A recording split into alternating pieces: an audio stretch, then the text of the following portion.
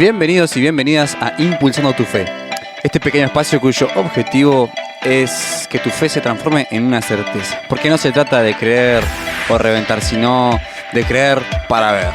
Mi nombre es Gonzalo Ferreira y junto a nuestro pastor Josué Pacheco estaremos charlando acerca de las profundidades de la fe. Así que, si tienes dudas, quédate porque esto es Impulsando tu Fe.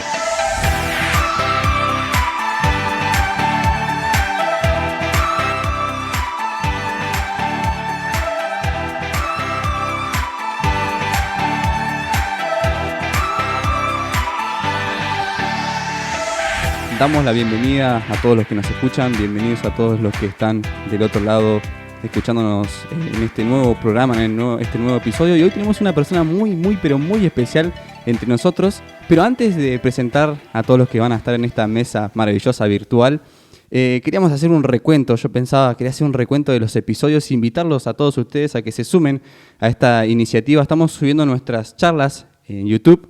Y les invitamos sí que se comuniquen con nosotros en la radio para poder alcanzarle el link y que ustedes pueden escuchar los episodios anteriores y no se pierdan nada acerca de lo que estamos charlando de este libro fascinante, este libro que nos está llevando por cosas fantásticas. Entre ellas me gustaría destacar así de forma súper rápida un concepto que veíamos en el primer capítulo acerca de la muerte epistémica. Hablábamos acerca de ese concepto y si no sabes qué es ese concepto, te invito sí que escuches esa charla fantástica que tuvimos allí de la mano de nuestro especialista José Chávez.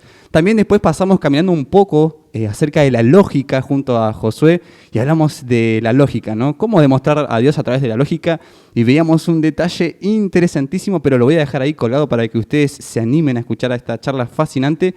Y bueno, en el último episodio que fue el viernes anterior, estuvimos hablando acerca de la fe y la razón. Así que bueno, les presento a todos los que van a estar con nosotros hoy. Y bueno, hoy también seguramente que tendremos un episodio fantástico. Así que, ¿cómo andan? ¿Cómo está Pastor Josué? Pues contento, muy contento de que nuevamente podamos reunirnos. Este es un tiempo de gran edificación para todos los que estamos aquí, todos los que conversamos y también los que nos escuchan, espero, ¿no es cierto?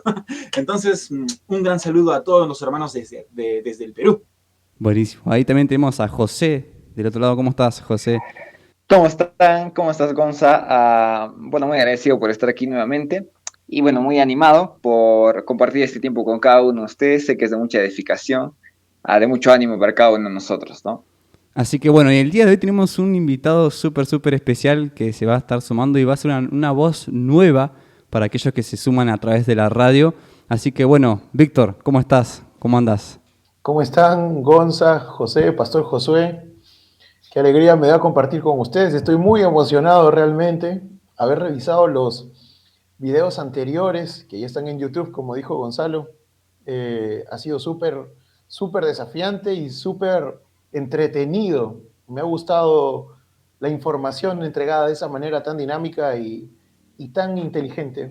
Me gusta mucho poder hablar con ustedes. Me siento honrado. Espero dar la talla para poder hablar de un poquito más de este capítulo que están viendo del libro Fe Razonable del Dr. Craig, y espero poder hacer una participación atinente y pertinente, como dice el pastor de mi pastor. Así que... Buenísimo, entonces, Víctor, nos quedamos con vos y ya entramos al desarrollo del programa del día de hoy.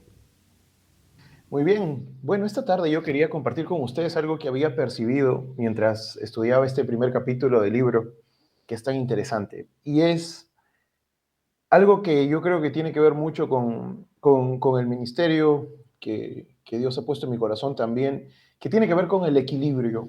Dios es un Dios de equilibrio. Y yo creo que Él es un Dios que equilibra los extremos. ¿Y por qué voy a este punto? ¿Cómo así puedo pensar yo que este primer capítulo, en la parte de FIDE, en la parte de fe, Craig nos habla de este equilibrio? Es cuando nosotros vemos el impacto de las diferentes generaciones, de las diferentes épocas en la apologética, ¿no? Cuando comenzamos en este libro hablando primero de la etapa medieval, ¿no? Luego de la Ilustración hasta la época contemporánea, algo que vemos es que va saltando de grandes pensadores, ¿no? Aquino, San Agustín, va para Locke y luego llega a Dodwell. Y no es que Dodwell no sea un gran pensador, pero es gracioso cómo en algún momento se piensa que él hasta se oponía a la racionalidad de la apologética, de la fe, ¿no? De cómo la fe puede ser realmente racional y cómo su visión tan espiritual, de alguna manera, podía hacer pensar que él no la veía de una manera racional, cuando no era del todo así. ¿No? Por ejemplo, algo que yo concluía sobre Dodwell era que su idea principal era la autoridad de la luz interior de una fe constante. O sea, ¿cuál es la autoridad de la fe que tiene realmente? ¿Cuál es esta autoridad que tiene la fe? Es una luz interior, es una revelación que tenemos interna. Y, y después de Dodwell, cuando entra a hablar de la época contemporánea, habla de Karl Barth y de Bultmann, y ellos dos también tenían una perspectiva bastante espiritual de la fe. O sea, no es que los pensadores más filosóficos, no es que alguien como Tomás de Aquino no pensara que no fuera racional, o que no fuera espiritual, mejor dicho, pero lo plantean de una manera tan metafísica que uno puede pensar, caramba, lo metafísico realmente cancela la razón, pero no es así. La fe y Dios en general nos da conceptos que son equilibrados. Entonces, a mí me gusta cómo termina Craig de hablar de la influencia de Bultmann y de Karl Barth, diciendo que estas ideas, y de Dodwell incluso, cómo estas ideas impulsaron en su momento a Wesley, ¿no? A Whitefield, que son pues dos grandes personajes de los avivamientos que hubieron en Inglaterra. Entonces, eso es algo que me deja muy emocionado, porque no podemos quitar un concepto del otro, no es una dicotomía la fe, y no es que podemos elegir o fe o racionalidad, no es que la fe es contraria a la racionalidad. Entonces, o espiritualidad o racionalidad pura, no es eso. Entonces, me gusta mucho cómo Craig nos da ese salto, por qué los pensadores de los que él habla pasan de dos pensadores muy filosóficos con unas ideas muy concretas, como son San Agustín, como son Tomás de Aquino, el doctor Locke, para darse este salto a estos pensadores que son un poco más metafísicos, ¿no? Como Karl Barth y Bultmann, y luego pasa de nuevo a Wolfgang Pannenberg, que también es un hombre muy racional. De hecho, su idea, resumida por él, decía: la revelación debe ser entendida exclusivamente en términos de los actos de Dios en la historia. O sea, pasamos de Bultmann y de Karl Barth, que sus ideas mencionaban en resumen que no puede haber que no puede haber hechos históricos que prueben completamente nuestra fe, porque si no anularían nuestra fe, a un Pannenberg que luego nos dice, no, la fe tiene este peso, la fe tiene que ser entendida por los términos de los actos de Dios en la historia. Y es lo maravilloso de la fe que tenemos. Nuestra fe no es una fe vacía, abierta a diferentes interpretaciones simplistas, sino que nuestra fe tiene un fundamento histórico. Podemos descansar en hechos históricos que le dan ese peso a nuestra fe. Y eso es algo que me gusta mucho en este primer capítulo de Craig, del libro de Fe Razonable, de cómo podemos encontrar ese equilibrio, cómo podemos verlo y cómo en algún momento, o sea, dependiendo de la época en la que hubiéramos estado, si los pensadores más relevantes en nuestra época hubieran sido Karl Barth y Bultmann, tal vez alguno de nosotros hubiera ido por el lado, no, realmente la fe es una cuestión puramente metafísica y no tiene nada de racionalidad en ella, ¿no? A pesar que la racionalidad es un concepto metafísico también, pero es solamente espiritual, no místico. Y como si hubiéramos estado en época de Pannenberg, tal vez hubiéramos dicho, no, solo tiene que ser racional la fe, pero es un equilibrio. Tenemos que tener, si no tuviera la racionalidad que tiene nuestra fe, no tendría ese peso. Y lo menciona con Alvin Plantinga después. ¿No? O sea, si nuestra fe no tuviera ese fundamento racional, sería una creencia como creer en Papá Noel, no creer en el ratón Pérez. Pero no es esa la fe que tenemos. Y si fuera puramente mística, puramente espiritual, pues no, sería lo mismo, no tendría esa relevancia. Si fuera, puramente racional, no tendría esa vida que se necesita, porque el concepto que nos da Craig sobre el Espíritu Santo es cuando nosotros, ¿cómo podemos saber que la fe es verdadera? Para nosotros, muchos de nosotros cristianos no tiene un fundamento, como lo mencionaron en capítulos anteriores, no tiene un fundamento apologético, pero llegamos a esa conclusión de que la fe es verdadera por nuestra relación con Dios, con el Espíritu Santo directamente. Entonces es un equilibrio entre las dos, entre la racionalidad y lo místico que tiene Dios. Nuestro Dios es un Dios que nos da un mundo tangible, pero nos da un mundo espiritual muy vivo, ¿no? Nos da una perspectiva espiritual muy viva. Y ese equilibrio es lo que me ha dejado cautivado de este primer capítulo. Víctor, me parece muy interesante tu exposición. De verdad, me encanta tu forma de plantear las cosas. ¿Sabes qué? Este equilibrio es tan importante. Mira, si somos un poco más minuciosos en todos los, en todas las perspectivas que Craig nos ha mostrado en su libro, podemos encontrar que podemos resumir esas perspectivas en cuatro líneas, en cuatro tendencias. La primera es la discordia. Decir que la razón y la fe no están relacionadas entre sí. La segunda forma de ver esta situación sería el dogmatismo. ¿Qué es el dogmatismo?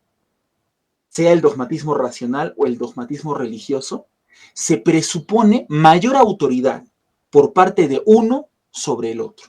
Por ejemplo, mi fe tiene más autoridad sobre la razón. ¿Listo? Y aunque mi fe sea totalmente irracional, igual tiene que prevalecer. Eso sería dogmatismo. Esto produce un inevitable divorcio entre fe y razón. Ahora, también podemos hablar de la concordancia. ¿Qué significa concordancia? Que las conclusiones que se desprenden de nuestra fe y las conclusiones que se desprenden de nuestra razón pueden llegar a reconciliarse. Por más que al comienzo parezcan no estar vinculadas, las conclusiones pueden llegar a reconciliarse. Aunque hoy no sepamos cómo reconciliarlas, en algún momento lograremos reconciliar sus conclusiones. Esa sería la tercera posición. Y la cuarta posición sería la complementariedad. O sea, que ambos lenguajes, la fe y la razón, se complementan mutuamente. Y ahora pues les tiro la pelota. José, entre estos cuatro puntos de vista, la discordia, el dogmatismo, la concordancia y la complementariedad, ¿cuál crees que sea la posición más saludable para un cristiano? Bueno, quizás solamente aumentar algo más a lo que estás mencionando, a la división que hiciste. En el libro se va a llamar a estos puntos que acabas de mencionar. Por un lado, a los dogmatismos, el racional sería racionalismo dogmático. El de la fe, solamente un dogmatismo de fe, en el libro lo llaman fideísmo. ¿Listo? Cada que usted vea fideísmo en el libro, es esa fe que no importa si la razón va en contra, no hay pruebas, eso es fideísmo. Uno es racionalismo dogmático, fideísmo, y bueno, los otros los nombres que ya les pusiste. Entonces creo que evidentemente para la razón o el punto más saludable es la complementariedad. Porque igual haciendo diferencias entre definiciones de qué estamos hablando y sobre qué estamos hablando al hablar de complementariedad. Ahora, como hemos visto en capítulos anteriores, la fe está por su lado, la razón por su lado, pero ambos tienen un trabajo o una labor en la evangelización.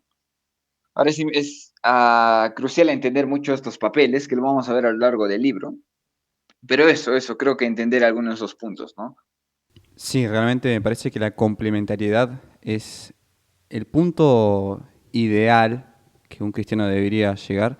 Sin embargo, sostengo que creo que es el punto que más tiempo nos lleva. Creo que esto del equilibrio va muy de la mano con la madurez de una persona, de un cristiano, y por eso sí, creo que la complementariedad entre ambas cosas, entre la fe y la razón, sería en el punto ideal de un cristiano.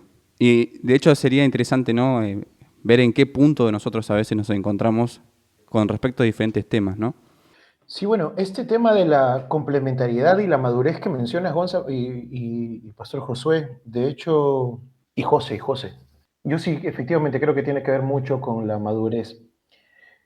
Y es importante para mí que podamos ver que hay un dicho en español, ¿no?, que dice, hay de todo en la viña del Señor. Y cuando hablaba de equilibrio, es importante que ninguna de las dos posiciones, si mi posición es, vamos a ver, fideísta, ¿no?, o si mi posición es racional dogmática, ¿no? Si yo soy un hombre que piensa que la razón tiene que ser completamente fría, ¿no? Y no, yo creo en Dios y mi figura de Jesús principal en el cerebro es el Jesús histórico, ¿no? O si yo soy completamente fideísta y digo, no, yo creo en Dios porque lo creo y porque lo siento y porque yo vivo con Él. Yo creo que este punto de equilibrio de la madurez del que mencionas, Gonza, la primera señal que nos debe dejar es el amor y el respeto hacia el otro. Porque algo que nos ocurre si nuestra fe es muy mística, por decirlo así, si nuestra fe si no tenemos un deseo en lo absoluto, porque hay cristianos así, no es que, no, estos son los fríos, ¿no? Estos racionales son los fríos, estos racionales son la oscura letra. Y un concepto que se escucha mucho es no, a la verdad la letra mata, ¿no? Que es bíblico. Y igual del otro lado, ¿no? Si yo soy una persona que busca ser completamente racional, va a agarrar a palos al fideísta, va a agarrar a palos y decir, no, este es un místico, ¿no? Este es un emocional, su fe está basada en aire. Pero esta madurez de la que hablas, si uno como cristiano quiere saber, ok, yo soy un cristiano maduro en mi fe, tiene que verse a sí mismo respetando ambos puntos. Tiene que verse a sí mismo respetando la opinión contraria. Y de hecho creo que la posición de nosotros cuatro en esta reunión y probablemente la de muchos de los que nos estén escuchando sea una posición equilibrada. O sea, para que un cristiano esté escuchando este programa, los cristianos que lo están escuchando son personas que quieren fundamentar su fe, que saben que la fe tiene que tener un fundamento y valoran esa fe. Sin embargo, si nosotros no tenemos ese respeto por el otro, podemos ver que no tenemos esa madurez. Y para cerrar y no dar muchas vueltas, yo creo que lo que prevalece en esto es el amor. El amor, pero que no ese amor que a veces romantizamos, ¿no?, de Dios. A veces tenemos un concepto muy romántico del amor de Dios. Que yo tengo un concepto romántico del amor de Dios, sí, pero se complementa y se equilibra con un concepto racional sobre el amor que tengo por Él y que Él tiene por mí. Entonces tiene que haber un equilibrio. Si yo amo a mi hermano, yo tengo que entender que es parte del equilibrio. En el cuerpo de Cristo está bien que haya gente que sea así, que tenga una fe tan, no sé, o sea, yo he conocido gente con muy poco fundamento teológico, pero que tiene una fe que mueve montañas. O sea, gente que se ha ido a comprar, eso es algo que yo vi sorprendente en el ministerio en el que estoy, gente que se iba a comprar sin plata. Eso es algo increíble. O sea, que le decían, anda, compra tal cosa. Ya, la plata no hay, vaya con fe. ¿Qué cosa?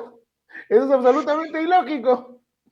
Pero ellos iban con fe y compraban, por el amor de Dios, volvían con lo que les habían pedido, sin plata. Pero no es que sacaron de su bolsillo y pagaron nada más. Por cuestiones milagrosas, yo he conocido a un amigo mío que fue así, que su pastor le dijo, no, anda y compra. Y fue a comprar sin plata y volvió con lo que le habían pedido.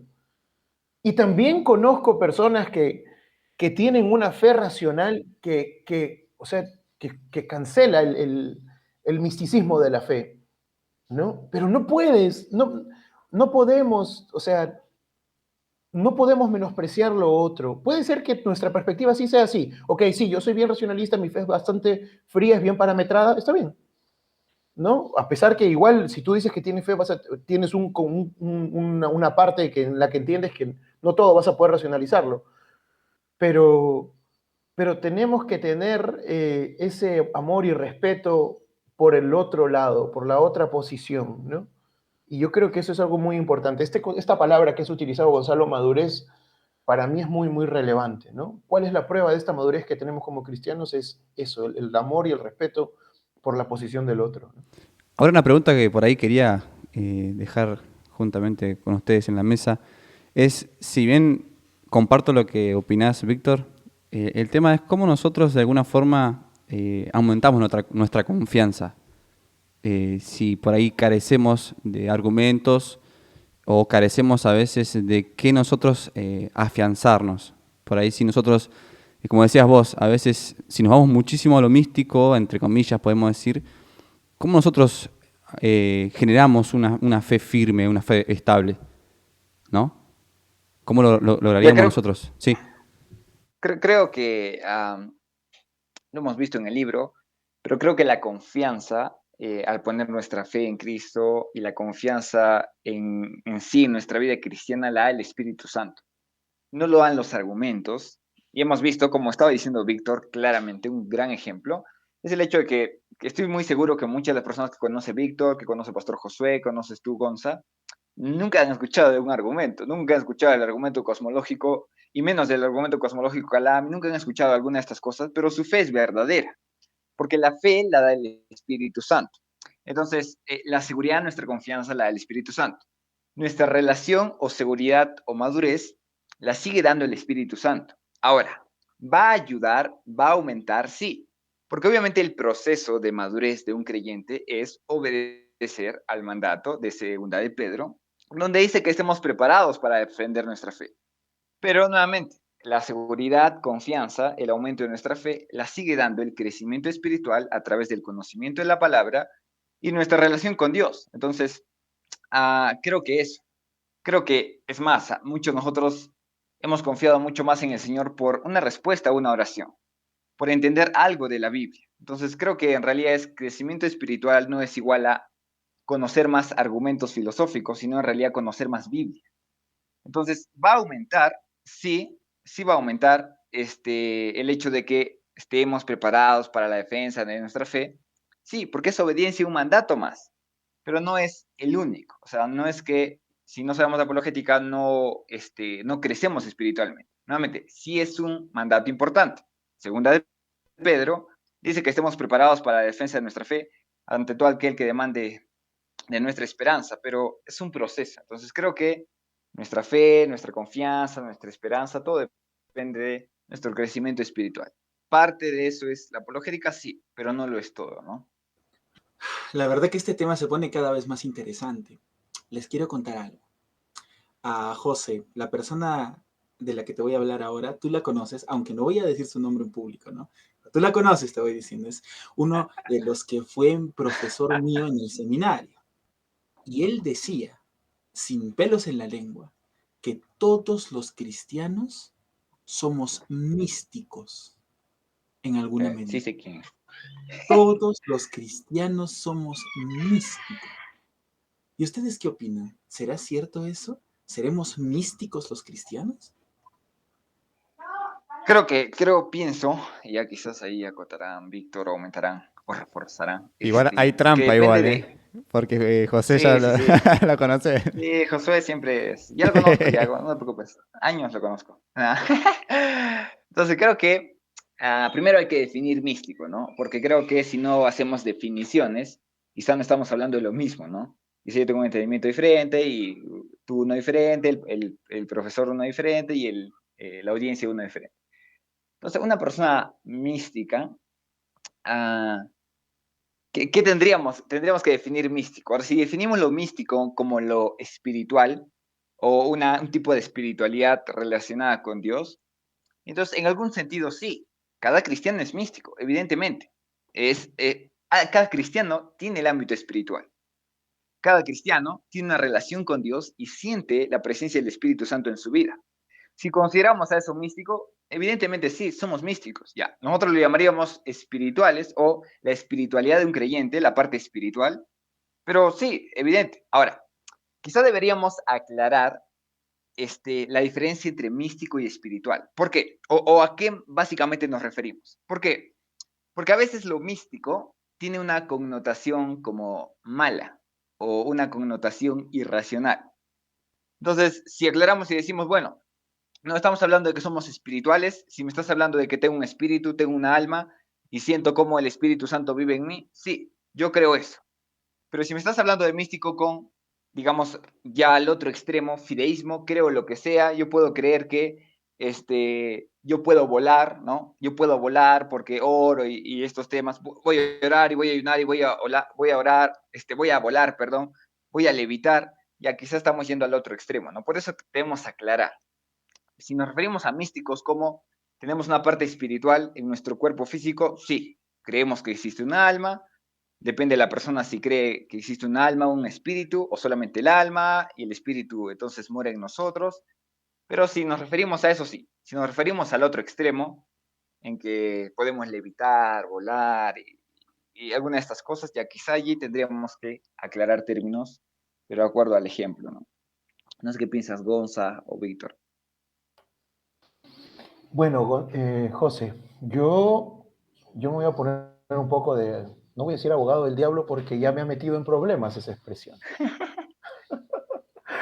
pero sí quiero mencionar algo importante. Este ejemplo que tú das, yo sé que lo estás dando como una exageración, ¿no? Yo creo que voy a levitar. De hecho, hay varias culturas, ¿no?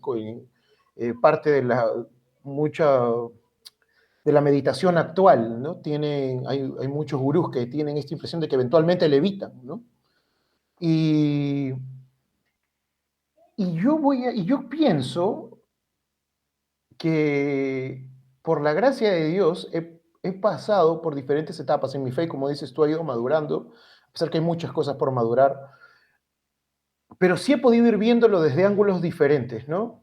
O sea, pasé de un momento en mi vida a verlo de una manera completamente mística, en este sentido, ¿no? De sobrenatural, a una manera más racional y en un momento a una manera racional fría, y luego he vuelto, por gracia de Dios, a verlo con una apertura a lo espiritual. ¿Y por qué he mencionado que no quiero ser abogado del diablo? ¿Y qué hay si sí? ¿Qué hay si sí alguien tiene esa fe que puede volar? No es que yo voy a decir que todos nos vamos a soltar volando porque tenemos fe, ¿no? De que somos cristianos o kryptonianos, familiares de Superman, ¿no? No, a lo que yo voy es, más que una fe irracional, el tema es, no debemos tener esa fe irracional, aunque recuerda nosotros tenemos la fe en un Dios que hizo caminar un hombre en el agua. O sea, Pedro caminó en el agua. Si la Biblia es verdadera, que es lo que creemos nosotros, estamos hablando de un hombre que caminó en el agua. Estamos hablando de situaciones que no son naturalmente, comunes, ¿no? No son naturalmente, que no se rigen a las leyes de la naturaleza. Eso es lo milagroso, ¿no? Entonces, sí creo, como preguntó Pastor José al comienzo, sí creo que todos tenemos algo místico, pero, o sea, sí, necesariamente, no solamente creo que podríamos tener, sino que creo que necesariamente todos los cristianos tenemos un factor místico en nuestra fe, solo que es en mayor o menor medida, porque no es posible ser cristiano si no creemos en la espiritualidad sobrenatural. No podríamos ser cristianos del todo, porque si somos una persona completamente racional y materialista y naturalista, no podríamos aceptar la resurrección. No es algo natural, no es parte de la ley de la naturaleza, ¿no? Entonces sí hay un factor de misticismo al que estamos sujetos, ¿no? Y esta palabra mística tampoco me gustó nunca me gustó mucho el misticismo, como palabra, hasta que entendí un poco más el concepto, ¿no? Porque semánticamente en español el misticismo está relacionado a todo lo de nueva era, New Age, ¿no? Al cannabis, además de eso. Entonces, pero, pero el concepto de misticismo, esa palabra no era una palabra vetada en la iglesia primitiva, ¿no? O sea, sí se entendía que hay un factor intangible, hay un factor sobrenatural vivo, ¿no? De lo que creemos. Creemos en un Dios que es el creador del cielo y la tierra y que interviene en lo natural de manera sobrenatural. ¿Sí? Entonces, eso creo que es algo de lo que no podemos desligarnos como cristianos, ¿no? Todos, creo yo, tenemos ese misticismo, esa espiritualidad sobrenatural, ¿no? En cierto grado. Y no sé qué piensa Gonza. Sí, yo creo que también. No quiero redundar mucho, pero recién justamente hablábamos, ¿no? De la fe y la razón y decíamos que ambos lenguajes se complementan mutuamente y ese será el punto de donde, digamos, las dos fracciones se juntaban y generaban un punto exacto.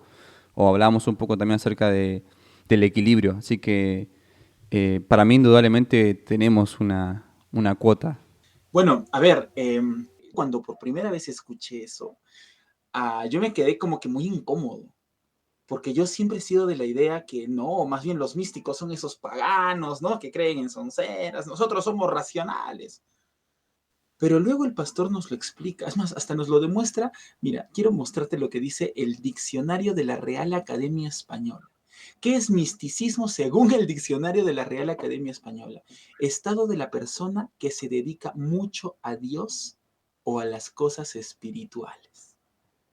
Dime si cada cristiano no está llamado a eso. Es que Dios no es un ser natural.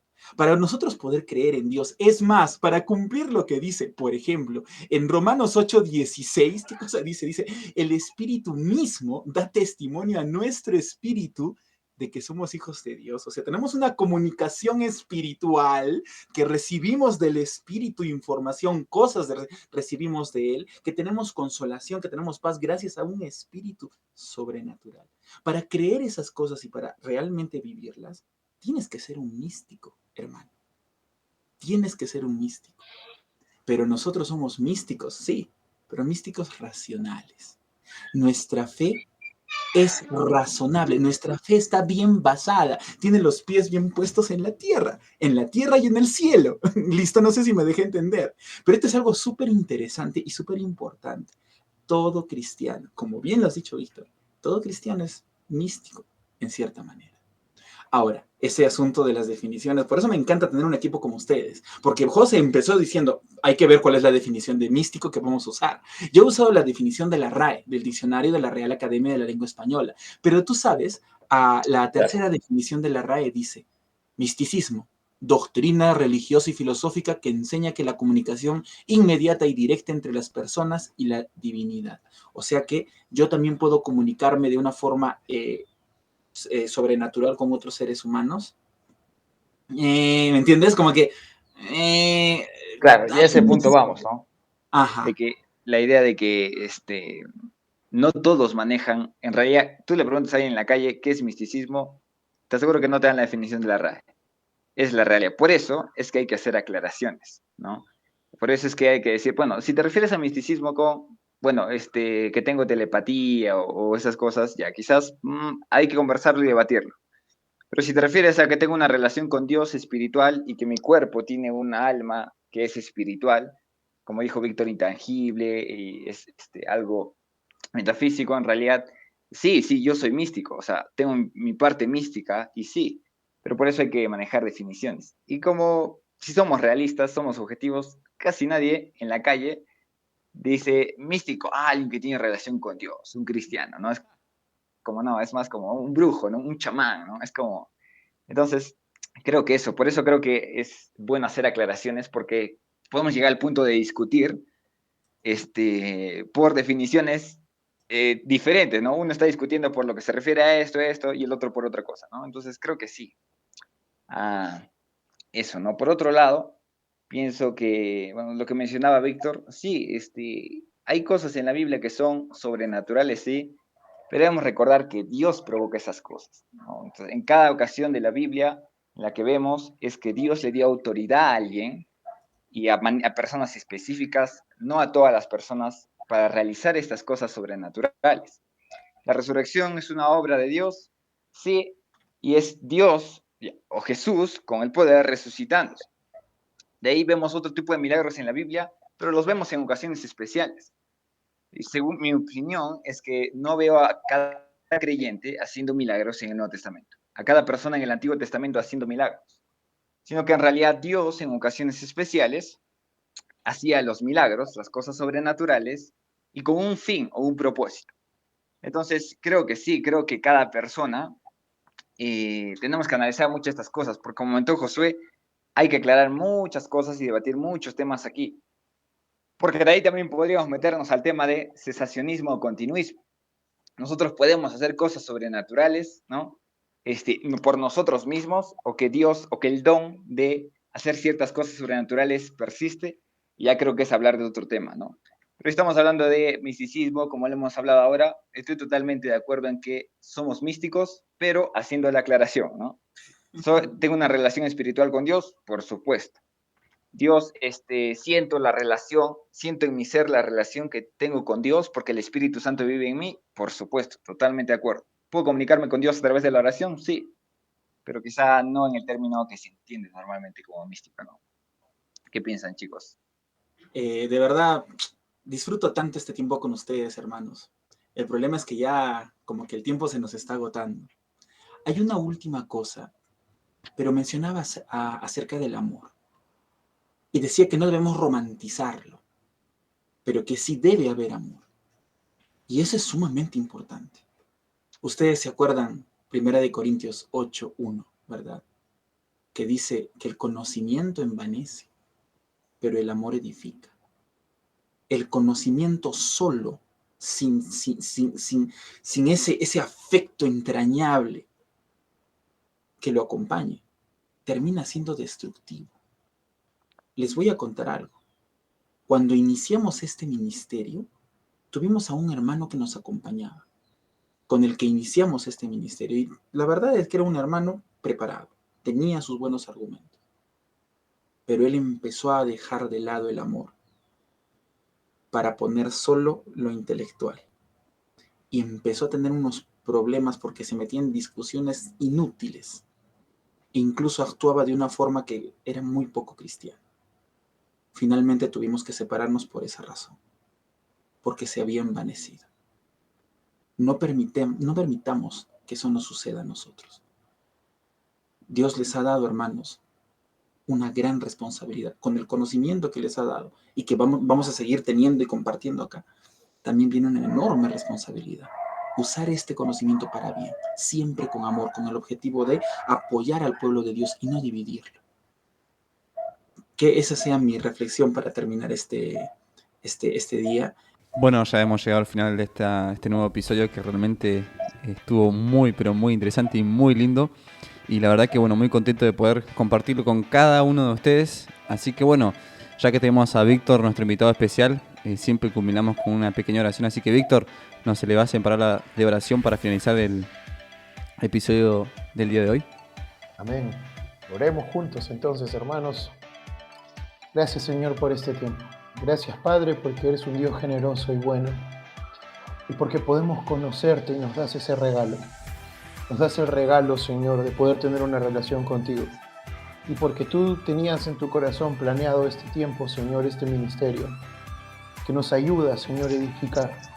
Y edificamos desde ti, Señor, desde tu corazón, desde quien tú eres, que es el amor. Gracias, Rey. Danos sabiduría, guíanos, bendice a cada uno de mis hermanos que me acompañan esta tarde. Bendice a cada persona que escuche este video, este audio. Y, Señor, bueno, te pido, danos esa sabiduría, esa gracia para poder cumplir tu voluntad con amor, con disciplina, con humildad, en el nombre de Jesús. Gracias, Señor.